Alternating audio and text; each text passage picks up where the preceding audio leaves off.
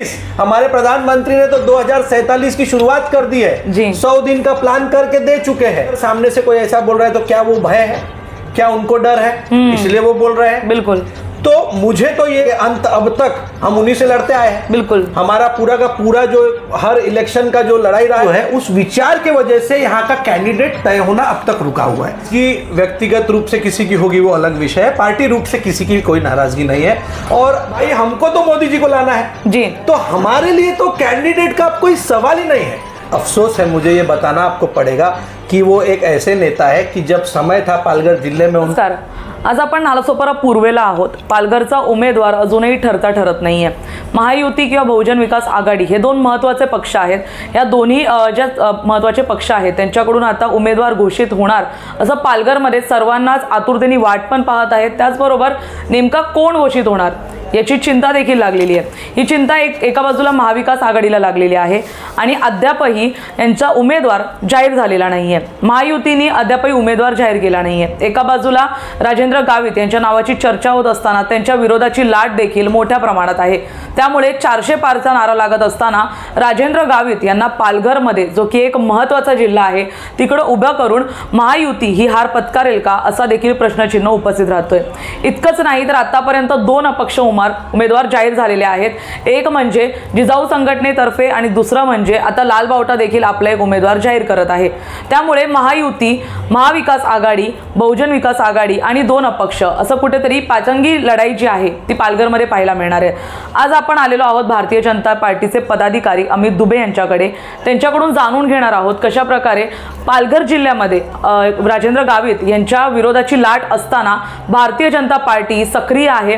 तसंच उमेदवारचं नाव राजेंद्र गावित यांच्या व्यतिरिक्त कोणी आहे का आणि जो सगळ्यात मोठा प्रश्न गेल्या काही दिवसांपासून चर्चेत आहे तो म्हणजे की पालघर जिल्ह्यामध्ये बहुजन विकास आघाडी ज्यांचं वर्चस्व कायम आहे आणि दुसरं म्हणजे महायुती ज्यांचं देशावर वर्चस्व आहे ते एकत्रित येणार का। सर नमस्कार। मैं प्रश्न हिंदी में घेते। सर सबसे पहले तो हमें ये बताइए कि अभी तक उम्मीदवार जो है फाइनल नहीं हो पाया है, तो क्या लगता है कब तक डिसाइड होगा, क्योंकि लोग सच में अभी महायुति का उम्मीदवार पालघर में देखने के लिए बहुत ही ज़्यादा आतुर है। देखिए ऐसा है कि शीर्ष नेतृत्व पहले तो तय करेगा कि कब हमारे उम्मीदवार कौन रहेंगे, और अब तो बात हमारे लिए ये है कि हमारा कैंडिडेट तो तय है जी, कि हमारे कैंडिडेट मोदी जी है जी। हमको मोदी जी को जिताना है, मोदी जी को प्रधानमंत्री बनाना है। लेकिन क्योंकि आप जान रहे कि ये बहुत बड़ी महायुति है और महाराष्ट्र के इतिहास में इतनी बड़ी पार्टियों के साथ लोग छोड़कर हमारी महायुति में आए हैं, हमारे साथ हुए हैं, ये अपने आप में एक बहुत बड़ा इतिहास है जी। तो जब कोई अगर हमारे साथ होता है तो हमारा ये कर्तव्य होता है कि हम कोई नाराज ना हो, इस पर ध्यान रखें। तो हमारे फडणवीस जी जो हमारे उप मुख्यमंत्री है, हमारे मुख्यमंत्री रहे, हमारे इस प्रदेश के बहुत बड़े हमारे नेता है, तो फडणवीस जी और हमारे जितने शीर्ष नेतृत्व जो तय कर रहे हैं कि उम्मीदवार कौन होना चाहिए, वो प्रयत्न यही रख रहे हैं कि कोई भी जो हमारे साथ जो हमारी महायुति के दल है, चाहे शिवसेना है, चाहे एनसीपी है, चाहे और भी आरपीआई है, बाकी भी जितने दल है, कोई नाराज ना हो। इसके ऊपर ये विचार जो है, उस विचार के वजह से यहाँ का कैंडिडेट तय होना अब तक रुका हुआ है। लेकिन मुझे पूर्ण विश्वास है कि कुछ ना कुछ अब हल निकल के 1 या 2 दिन में ही फाइनल हो जाएगा। क्योंकि सर क्या है कि पिछले कुछ दिनों से चर्चा चल रही थी राजेंद्र गावित जो है वो कैंडिडेट रहेंगे पालघर जिला में, लेकिन जैसे हम आगे आगे बढ़े, जैसी चुनाव की तारीख अब नज़दीक आ रही है, राजेंद्र गावित को बहुत ही ज़्यादा विरोध होता हुआ नजर आ रहा है। खुद भारतीय जनता पार्टी के भी कुछ पदाधिकारियों ने इसका विरोध किया था। जब गावित साहब सभा में आए थे नालासोपारा में महामेळावा में, तब कहा गया था कि वही उम्मीदवार होंगे, लेकिन उसके बाद भी जो है वो विरोध कायम रहा। तो उसके ऊपर क्या कहेंगे, क्या सच में नाराजगी है भारतीय जनता पार्टी में? देखिए, नाराजगी व्यक्तिगत रूप से किसी की होगी वो अलग विषय है, पार्टी रूप से किसी की कोई नाराजगी नहीं है। और एक सांसद, एक खासदार अगर किसी लोकसभा का होता है तो उसका प्रयत्न तो यही होता है कि वो हर किसी को खुश रखे, हर किसी को संतुष्ट रखे, जो कि पॉसिबल नहीं है, नहीं हो सकता। कोई ना कोई नाराज होना जाहिर सी बात है, कोई ना कोई नाराज होगा। तो कुछ नाराजगी लोगों की हो सकती है, गावित जी के ऊपर हो, लेकिन मेरा उस वजह से टिकट का टलना या प्रत्याशी घोषित होने में देरी होना, ये मुझे संभवतः लगता नहीं कि ऐसा कोई कारण हो सकता है। तो नाराजगी की कोई इतनी बड़ी बात है नहीं। बाकी जैसे कि आप जान रहे कि अब कंटिन्यू हमारा कार्यकर्ता मेड़ावा यहाँ पर हो रहा है जी। जितने हमारे बड़े बड़े पदाधिकारी है जो प्रदेश लेवल पर है, जो हमारे मुंबई प्रदेश के हैं, महाराष्ट्र प्रदेश के जितने बड़े बड़े पदाधिकारी है, वो अब धीरे धीरे हर रोज लगभग रोज यहाँ कार्यकर्ता मेड़ावा हो रहा है। और हमारे पदाधिकारियों ने भी हमको वही बात बोला है कि भाई हमको तो मोदी जी को लाना है जी, तो हमारे लिए तो कैंडिडेट का कोई सवाल ही नहीं है। पार्टी ने जिसे तय किया उसे हमको जिताना है और 400 पार में हमारा पालघर लोकसभा का उम्मीदवार होगा, ये हमें निश्चित कराना है। अभी कुछ दिनों पहले पालघर जिला में निकम करके उम्मीदवार जाहिर हो चुके हैं महायुति से। ऐसे एक फेक लेटर जो है वायरल किया जा रहा था, तो कहीं ना कहीं चर्चा अभी इतनी आगे बढ़ रही है कि फेक लेटर्स बनाए जा रहे हैं, तो लोगों में काफ़ी उत्सुकता है कि महायुति की तरफ से पालघर में कौन होगा। तो क्या लगता है, क्या राजेंद्र गावित की और मतलब उनके वो छोड़कर क्या कोई और भी ऐसा उम्मीदवार है महायुति में जो पालघर के लिए खड़ा हो सकता है? देखिए, यही हमारे भाजपा की खासियत है। हमारा भाजपा, भारतीय जनता पार्टी एक पूर्ण तरीके से लोकतांत्रिक पार्टी रही है जी। आप जान रहे हैं कि जब राजस्थान का चुनाव हुआ, मध्य प्रदेश का चुनाव हुआ, तो लोगों ने बोला अरे ये तो असंभव है कि मुख्यमंत्री हटा देंगे, ये कर देंगे। लेकिन आपने देखा ही भारतीय जनता पार्टी ने क्या कहा। भारतीय जनता पार्टी के रहते रहते आप देख रहे हैं हमारे राष्ट्रपति देश में कैसे आ रहे हैं, हमारे यहाँ कैसी कैसी सत्ताएं बदल रही है, कैसे कैसे राज्यपाल आ रहे हैं। तो हमारे पार्टी में इस बात का कभी कोई ये रहा ही नहीं। पार्टी को जो सही लगेगा, जो पार्टी हित के लिए सही होगा, जो लोकसभा पालघर जिले के लिए सही होगा, जो महाराष्ट्र प्रदेश के लिए सही होगा, जो इस देश के लिए सही होगा, पार्टी वो तय करेगी। शीर्ष नेतृत्व वो तय करके कैंडिडेट डिक्लेयर करेगी। बाकी उत्सुकता तो लोगों की रहेगी ही। बिल्कुल भाई, मैं खुद चाहूंगा कि कैंडिडेट मुझे जल्दी पता लगे कि उस कैंडिडेट के लिए हम मेहनत शुरू करें, हम नाम बोल पाए। हमें भी ये दिक्कत है कि आप ही लोग आके हमसे पूछ रहे हैं कि भाई कैंडिडेट कौन होगा।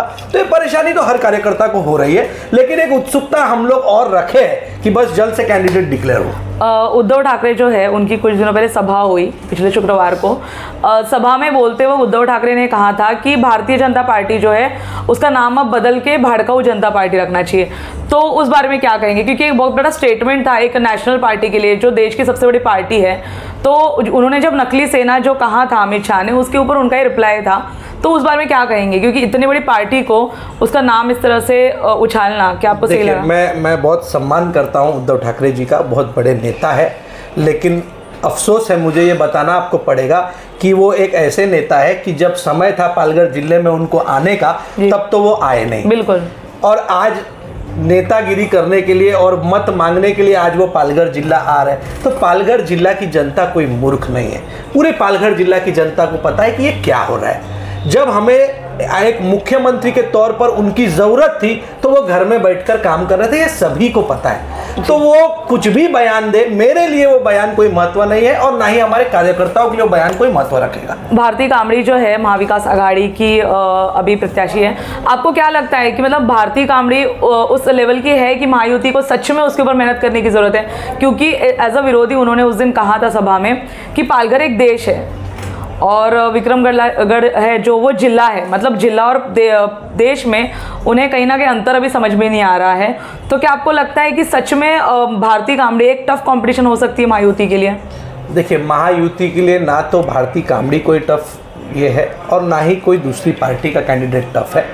महायुति 100% पालघर जिले में जीत रही है, क्योंकि महायुति काम पर विश्वास करती है और महायुति ने काम किया है। हमारे भारतीय जनता पार्टी के सांसद ने काम किया है, भारतीय जनता पार्टी ने काम किया है। यहाँ रोड से लेके, पानी से लेके, ड्रेनेज से लेके हर एक चीज के लिए जितना काम हुआ है उतना आज तक किसी पार्टी ने जिला के लिए किस काम नहीं किया है। चाहे वो पालघर जिला होने के बाद का विषय हो या वो पालघर जिला होने से पहले जब मुंबई के साथ ये जुड़ा हुआ था तब का विषय हो। तो भारतीय जनता पार्टी जितना काम किसी ने किया नहीं है। तो उम्मीदवार कोई भी हो, किसी भी पार्टी का हो, उससे कोई हमारा कंपटीशन नहीं है। हम एक तरफ, एक साइड, वन साइड भारी मतों से ये विजय होंगे, ये निश्चित है। आखिरी के 2 सवाल लेती हूँ, उसमें से एक सवाल है कि जो कोई उम्मीदवार जब भी पालघर जिला में आता है तो हर बार जो फोकस है वो हमेशा आदिवासियों के सवाल पे, जो कि होना भी चाहिए, पालघर जिला एक आदिवासी जिला है, उसी के साथ साथ उसका फोकस उसके बाद होता है कुपोषण पे। लेकिन वसई तालुका जो इतना बड़ा है और पालघर का सबसे मेन तालुका माना जाता है, एक सिटी को कनेक्ट करने वाला तालुका है, लेकिन वसई तालुका के सवालों पे, कुछ समस्याओं पे अब तक उस तरह से हल नहीं निकला है खासदार की तरफ से। तो क्या कहेंगे कि ऐसे कौन से मुद्दे हैं जो इस बार महायुति का अगर कैंडिडेट जो भी आता है तो उन्होंने लेने चाहिए और जनता के वो वसई तालुका के सवाल उन तक पहुंचाने चाहिए? देखिए, जैसे कि मैंने आपको पहले बताया कि इतना काम हम लोग ऑलरेडी किए हैं, भारतीय जनता पार्टी ने किया है। तो हमारी पार्टी सिर्फ बोलने में विश्वास नहीं रखती है, काम करने में विश्वास रखती है। जितनी योजनाएं आज तक हमारे देश में आई, उन सभी योजनाओं का लाभ जो पालघर जिला में हुआ है वो आप जाके उस आदिवासी क्षेत्र में लोगों को पूछ सकते हैं, आप जान सकते हैं जी। लकड़ी के चूल्हे से गैस तक लोगों को लाया गया, बाहर खेत में जाके शौच करने से शौचालय तक लोगों को लाया गया, एक लकड़ी के झोपड़ी के मकान में रहने वालों को पक्का घर बना के देने तक ये भारतीय जनता पार्टी ने काम किया है। तो हमको ये बताने की जरूरत नहीं है, हम तो भाई 2047 हमारे प्रधानमंत्री ने तो 2047 की शुरुआत कर दी है, 100 दिन का प्लान करके दे चुके हैं, ये आप जान ही रहे हैं। अभी परसों का आपने इंटरव्यू अगर उनका सुना होगा तो 2047, और वो बात सुनने के बाद हम सभी कार्यकर्ताओं को भी इस चीज का एहसास हुआ है कि हमें वो एक ये होना चाहिए कि हमको कैसे काम करना है आगे का। तो ये हमारे पार्टी का सिद्धांत रहा है, जो हमारे इतने बड़े प्रधानमंत्री, इतने मैं बोलूँगा यशस्वी प्रधानमंत्री, ऊर्जावान प्रधानमंत्री, हम लोगों के मार्गदर्शक प्रधानमंत्री, जिनको देख के हमें सीखने मिल रहा है, हमारे अंदर वो एक ऊर्जा आई है काम करने की, और हमको क्या करना है ये बताने की जरूरत है। हम तो काम करने के लिए ही इलेक्शन लड़ रहे हैं, जी। देश के लिए ही इलेक्शन लड़ रहे हैं।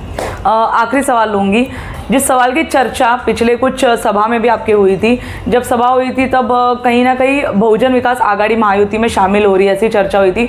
उसके बाद शिंदे गुट के पदाधिकारियों ने कहा था कि बहुजन विकास आघाड़ी के नेताओं का ऐसा कहना है कि आप अपना उम्मीदवार खड़ा मत कीजिए, हम अपना उम्मीदवार देंगे और उसे जिताने की भी हमारी गारंटी है, ऐसी बातें चल रही थी।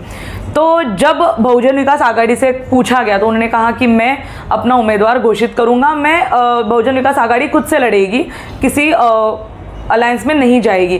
तो क्या लगता है, महायुति फिर एक बार बहुजन विकास आघाड़ी से हाथ मतलब फिर से आएगी बहुजन विकास आघाड़ी के साथ, या फिर अपना कैंडिडेट देगी, या फिर अगर आखिर में जब कोई ऑप्शन नहीं होगा तो ये दोनों जो एक बहुत ही बड़े पक्ष माने जाते हैं, जो पालघर का एक बड़ा पक्ष है और एक देश का बड़ा पक्ष है, क्या लगता है एक साथ आएंगे? देखिए, जहाँ तक मेरा एक जो पर्सपेक्टिव है उस हिसाब से मुझे तो नहीं लगता कि ऐसा कुछ हो पाएगा, क्योंकि सबसे बड़ी बात, आज तक भाजपा ने कभी ऐसा गठबंधन यहाँ किया नहीं है, और भाजपा, हमारे शीर्ष नेतृत्व सब जानते हैं कि इस पालघर जिला में, इस वसई विरार शहर महानगर पालिका में भाजपा के कार्यकर्ताओं ने कितना काम किया है। बिल्कुल। और थोड़ा बहुत आप समझ लीजिए कि अगर सामने से कोई ऐसा बोल रहा है तो क्या वो भय है, क्या उनको डर है, इसलिए वो बोल रहे हैं? बिल्कुल। तो मुझे तो ये होना ऐसा संभव नहीं लगता है कि ऐसा हो पाएगा, और अगर ऐसा होता है तो बहुत दुर्भाग्यपूर्ण होगा, क्योंकि कार्यकर्ताओं का मनोबल थोड़ा गिरेगा। लेकिन बाकी शीर्ष नेतृत्व, क्योंकि हमेशा से भारतीय जनता पार्टी ने विरोध किया है बहुया की राजनीति का, उन्हें वो जो एक राजनीति तरीका है उनका वो अच्छा नहीं लगा है। तो क्या पदाधिकारी इससे खुश होंगे कि अगर ये गठबंधन होता है? नहीं, देखिए, पदाधिकारी तो बिल्कुल खुश नहीं होंगे, क्योंकि हम तो आज तक हमेशा शुरुआत से लेके अंत अब तक हम उन्हीं से लड़ते आए हैं। बिल्कुल। हमारा पूरा का पूरा जो हर इलेक्शन का जो लड़ाई रहा है उन्हीं से रहा है, उनके अगेंस्ट में ही हम खड़े रहे। तो ये तो किसी को भी नहीं पसंद पड़ेगा। तो मेरे हिसाब से ऐसा होना तो नामुमकिन है। बाकी अब देखते हैं, क्योंकि पॉलिटिक्स है तो कुछ कहा नहीं जा सकता। बिल्कुल बिल्कुल बिल्कुल। तो 400 पार की लड़ाई अब शुरू हो चुकी है। जी, 400 पार की लड़ाई शुरू हो चुकी है, और हम 100% 400 पार इस बार जाएंगे, क्योंकि हमें हमारे देश को पूर्ण विकासशील करना है, और विकसित करने के लिए हमारे मोदी जी इतना अच्छे से प्लानिंग कर रहे हैं कि मुझे नहीं लगता कि कोई उनके विरोध में काम करना चाहेगा। ये सिर्फ विरोधी का चिल्लाना है, भाई विरोधी तो अब हारे कैसे उसकी प्लानिंग कर रहा है। बिल्कुल। यहाँ जीतने की नहीं, यहाँ विरोधियों की हारने की प्लानिंग हो रही है कि कैसे हारना है। ये हमारे देश के प्रधानमंत्री जी ने किया है, और हम सभी कार्यकर्ता उसी पथ पर चलकर इस देश के लिए, अपने राज्य के लिए, अपने शहर के लिए काम करते रहेंगे। धन्यवाद सर। जसं की आपण पाहिलं की आता आपण अमित दुबे यांच्याशी बोललो, त्यांचं असं म्हणणं आहे की पालघरमध्ये तयारी जिंकण्यासाठी नाही तर हरण्यासाठी केली जाते। इतकंच नाही तर बहुजन विकास आघाडी ज्यांच्या विरोधातच आम्ही गेल्या अनेक वर्षांपासून संघर्ष करतोय, त्या पक्षासोबत जर कुठेतरी महायुती एकत्र येते आणि हे गठबंधन होतं तर कुठेतरी त्यानंतर खरी नाराजगी पाहायला मिळेल। कारण या पूर्वी देखील जेव्हा भारतीय जनता पार्टी नाराज झाली होती त्याचे काय परिणाम झाले होते हे आपण विधानसभा अर्थातच प्रदीप शर्मा जेव्हा उभे होते त्यावेळेस त्याचे परिणाम पाहिले राहिले होते. त्यामुळे आता पुन्हा एकदा पदाधिकाऱ्यांची नाराजगी ही पालघरमध्ये भारतीय जनता पार्टी आणि महायुतीला परवडेल का, हा मोठा प्रश्नचिन्ह उपस्थित राहिला आहे. यापुढील अपडेट्स घेत राहू. मी कीर्ती केसरकर आपलं धन्यवाद करते.